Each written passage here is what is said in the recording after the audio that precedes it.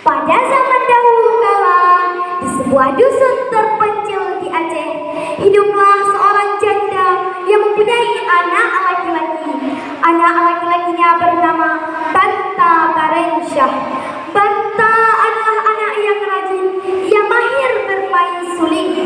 Ibu dan Banta tinggal di sebuah gubuk kecil yang atapnya menggunakan bambu sederhana. Atapnya menggunakan ilalang dan alasnya menggunakan dedaunan. Mirisnya, gubuk itu hampir roboh. Saat hujan turun, air hujan akan masuk ke dalam rumah tersebut. Untuk memenuhi kehidupan sehari-hari, ibu dan Banta bekerja di rumah saudara mereka yang bernama Yakub. Yakub adalah saudara mereka yang kaya raya, namun ia memiliki sifat yang kikir, loba dan tamak. Sudah selesai kalian menapi berasnya? Sudah, bolehkah kami meminta upahnya? Ambil saja di dalam. Hanya sekantuk beras, tidakkah engkau menambahkannya lagi? Bukankah lebih baik kuberi daripada tidak sama sekali? Ibu dan Banta pun pulang dengan upah yang tidak pantas. Sangat sedikit, Bu, beras itu. Iya, Nak, mau bagaimana lagi? Keesokan harinya, ibu berangkat sendirian ke tempat kincir karena Banta sedang sakit. Aku harus membawa pulang beras agar Banta bisa makan. Alangkah sedihnya saat sampai di sana, ia tidak melihat orang yang menumpuk padi. Ia pun tidak bisa memperoleh upahnya hari ini. Dengan berat hati, ia pun pulang dengan tangan kosong. Saat sampai di rumah, ia melihat anaknya yang sedang duduk lemas. Bu, Banta lapar. Ibunya hanya diam sambil membelai kepala anaknya. Tanpa sengaja, ia meneteskan air mata.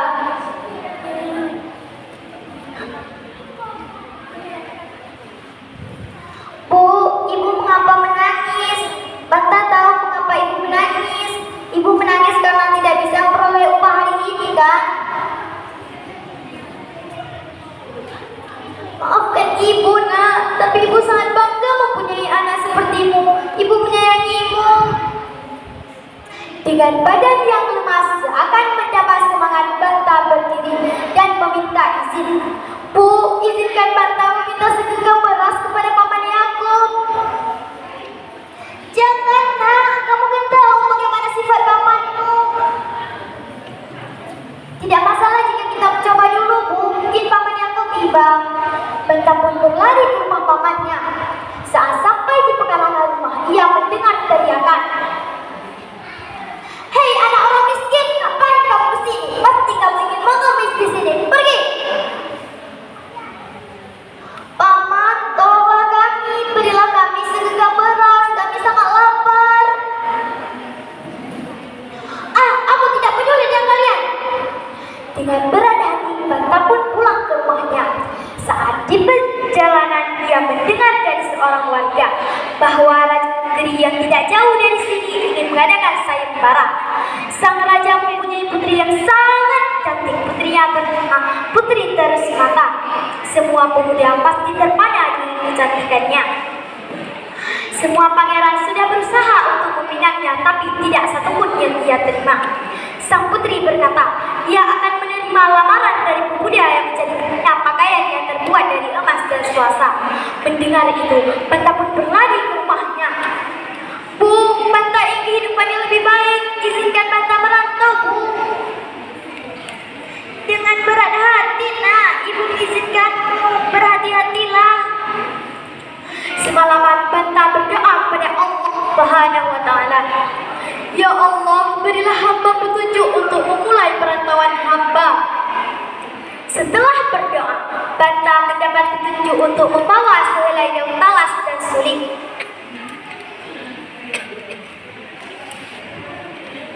Daun talas ini akan digunakan untuk mengarungi lautan yang luas, dan suling ini akan digunakan untuk membayar biaya kain emas dan swasta. Keesokan harinya, Banta berberes-beres dan pergi ke rumah pamannya.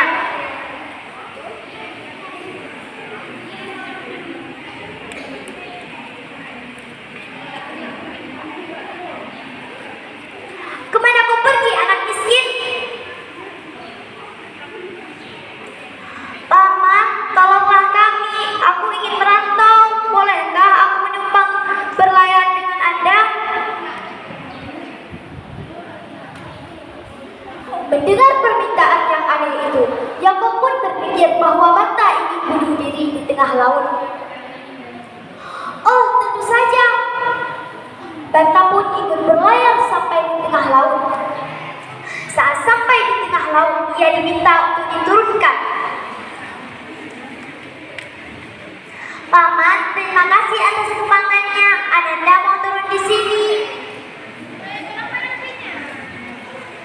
Haha, dasar kamu emang anak yang aneh. Bagaimana bisa seledong talas bisa menyelamatkan hidup manusia? Tapi Banta tidak peduli.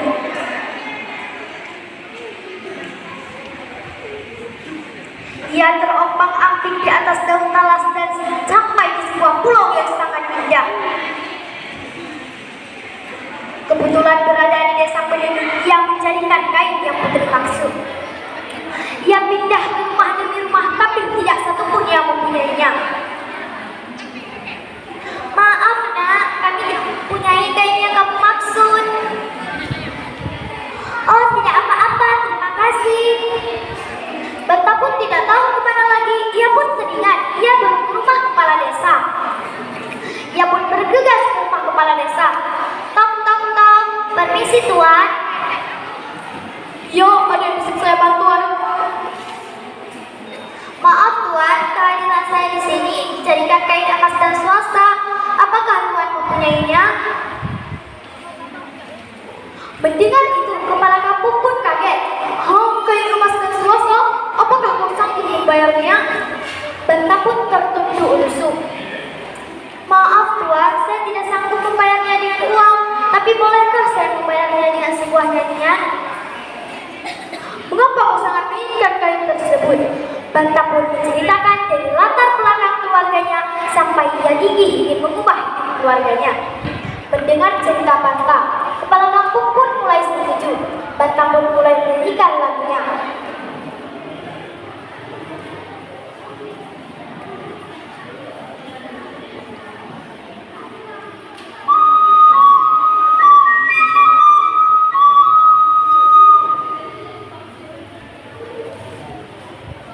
Kau sangat mahir bermain suling, kamu pantas mendapatkannya.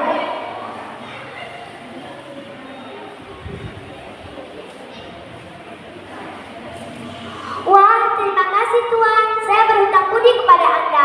Saya akan selalu mengingat kebaikan Anda. Banta pun pulang.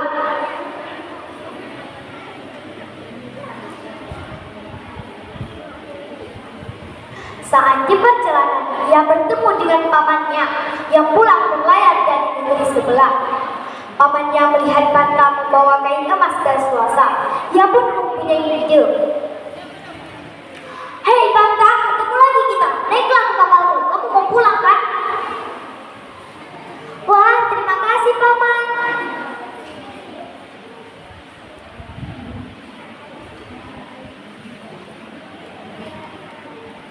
Apa itu Banta? Ini kain emas dan swasta paman untuk mempersunting putri raja. Aku telah berhasil mendapatkannya. Wah, kamu sangat hebat. Sekarang kain ini milikku. Yakob merampas kain tersebut dari Banta dan Banta didorong ke laut yang luas. Selamat tinggal Banta. Akulah yang akan menikah dengan putri raja. Banta terompang-ambing di atas laut dan terdampar di sebuah pulau yang sangat indah. Ia ditemukan oleh suami istri nelayan. Alangkah kali anak ini, kita bawa pulang saja, kita rawat seperti anak kita sendiri.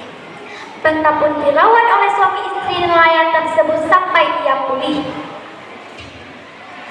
Terima kasih Pak, Bu, saya harus pulang. Dengan senang hati nak. Banta pun menggelar talas saktinya dan berlayar. Saat sampai di rumah, dia bergegas menghampiri ibunya. Bu, maafkan Banta. Banta sudah berhasil mendapatkan kain tersebut, tapi paman aku merampasnya. Sudahlah sayang, mungkin sudah bukan takdir kita untuk mempersunting putri raja. Tidak Bu, Banta akan mengambilnya kembali. Sudah terlambat nak. Apa maksud ibu? Pamanmu hari ini mengadakan pesta pernikahannya dengan pamanmu. Mendengar itu, Banta pun kaget. Ia berlari ke rumah pamannya. Pestanya sangat meriah. Ia tidak bisa berbuat apa-apa. Ia hanya bisa termenung sambil berdoa. Ya Allah, berilah hamba petunjuk. Selesai berdoa, datanglah seekor burung elang yang sangat besar. Kain emas dan swasta itu milik Banta Baransyah. Suara burung emas itu bergema di seluruh pesta pernikahan tersebut. Sang raja pun menyadari bahwa Banta adalah orang yang serakah, yang mencuri barang milik orang lain. Burung emas itu tidak pernah berbohong. Kau berbohong ya? Kau mencuri kain emas dan swasta itu milik Banta Baransyah. Yakub yang di pelaminan pun mulai gelisah. Ia melarikan diri ke jendela. Setelah peristiwa itu, Banta pun dinikahkan dengan putri raja. Pesta yang sangat meriah yang 7 hari 7 malam. Sekarang Raja Banta Baransyah, ibu dan istrinya hidup bahagia di istana. Kisah ini disandurkan dari kisah Banta Baransyah, ilustrator dari dongeng kita. Assalamualaikum.